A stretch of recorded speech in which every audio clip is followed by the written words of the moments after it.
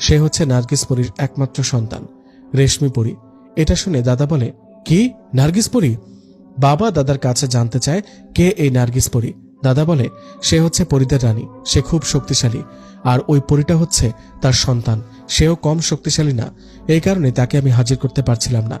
বাবা বলে, তাহলে এখন আমার ছেলেকে কিভাবে উদ্ধার করব? সে দাদা বলে, আমি আমার ওস্তাদকে তোমাদের বাড়িতে নিয়ে আসব, সে ইন্ডিয়াতে থাকে, তবে সে কিছু একটা ব্যবস্থা অবশ্যই করে দেবে। দাদা আমাদের বাড়ি থেকে চলে যায়। রাতে বাবা আমার সাথে ঘুমায়। আমি ঘুমের মাঝে অনুভব করতে পারছিলাম কেউ একজন আমাকে জড়িয়ে ধরে ঘুমিয়ে আছে।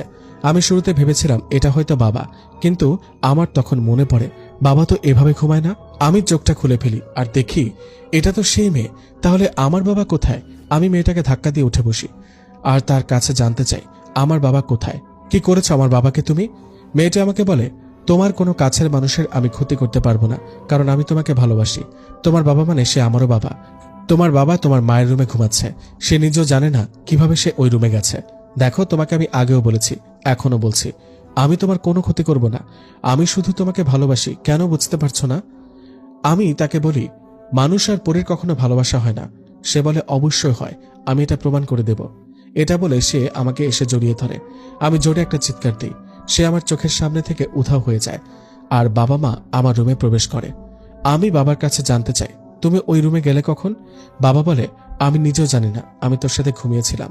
আমি বলি, কি হচ্ছে আমার সাথে? আমাকে বাঁচাও বাবা, কিছু তো একটা করো। বাবা বলে, আমি কালই তোর দাদার বাড়িতে আবার যাব। বাবা বিকেলে সে দাদার বাড়ি থেকে ফিরে। আমি বাবার কাছে জানতে চাই, কবিরাজ দাদা কি বলল? দাদা বলে, তোর দাদা আগামী পরশু সেই তার ওস্তাদদেরকে নিয়ে আসবে আমাদের বাড়িতে।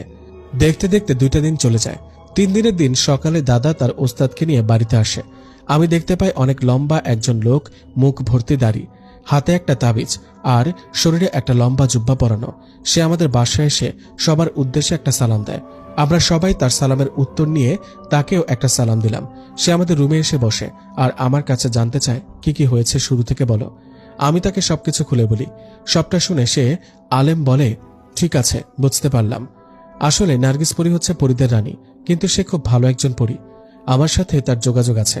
আমি যতদূর জানি সে মানুষদের কখনোই ক্ষতি করে না। দেখো, তার মেয়ের যদি তোমার কোনো ক্ষতি করার ইচ্ছা থাকতো তবে অনেক আগে করে ফেলতো। সে তোমাকে শুধুই ভালোবাসে আর তার জীবন সাথী হিসেবে চায়। কিন্তু এটা আমরা সবাই জানি এটা কোনোভাবেই সম্ভব না। তুমি চিন্তা করো না, আমি এটার একটা সমাধান অবশ্যই বের করব।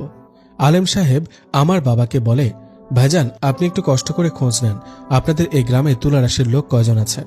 আমার এই কাজটি করতে 3 জন তুলা রাশির লোক লাগবে। আমি কাল রাতে বড় করে একটা আসন পেতে বসবো।